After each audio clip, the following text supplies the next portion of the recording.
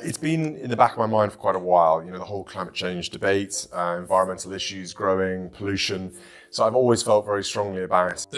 The revelation that shook the royal circle began on a morning that felt frozen in place, with winter at Windsor cold and motionless and pale sunlight flickering softly across the castle's worn stone.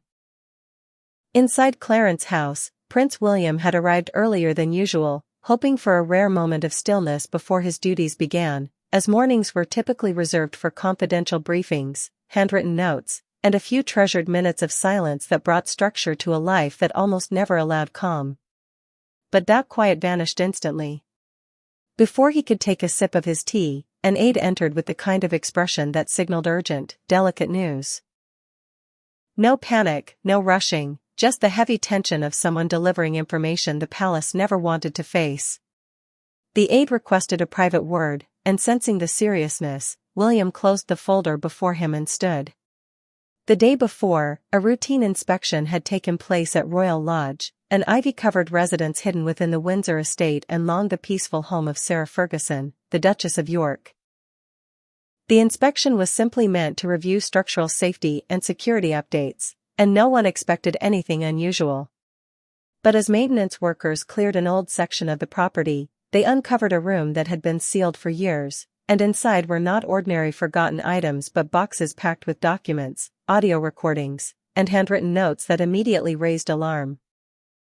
The labels didn't match, the handwriting varied, and the dates stretched back decades, with nothing aligning with official palace archives and none of it appearing to belong to the Duchess. As the aide explained this to William, the room seemed to fall heavier with silence, and William asked sharp questions: what exactly had been found, why the materials were so concerning, and whether the Duchess knew anything about them. There were no clear answers, but the early details were unsettling. Some papers referenced P. Public scrutiny intensified as the conversations appeared to be condensed summaries rather than official transcripts, implying someone had watched, listened, or gathered information through unauthorized channels, and William scanned only a few lines before shutting the folder harder than intended, exhaling slowly as his jaw tightened while the archivists continued describing notes about the young princes, their education, their private routines inside Kensington Palace, and references to emotional struggles they faced after their parents' separation.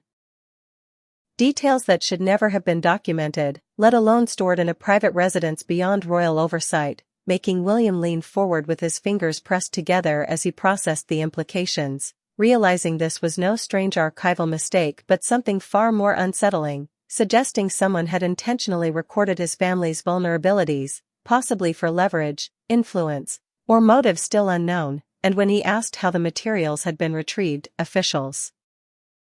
explained the room had been sealed behind a swollen door with boxes stacked carelessly as if placed in a hurry, some wrapped in materials unusual for a normal household, deepening the mystery as an advisor questioned whether the Duchess of York could have known about the contents, prompting William to caution against assumptions, insisting she deserved a chance to speak before conclusions were drawn, though a quiet worry crept into his mind since the Duchess had faced financial challenges,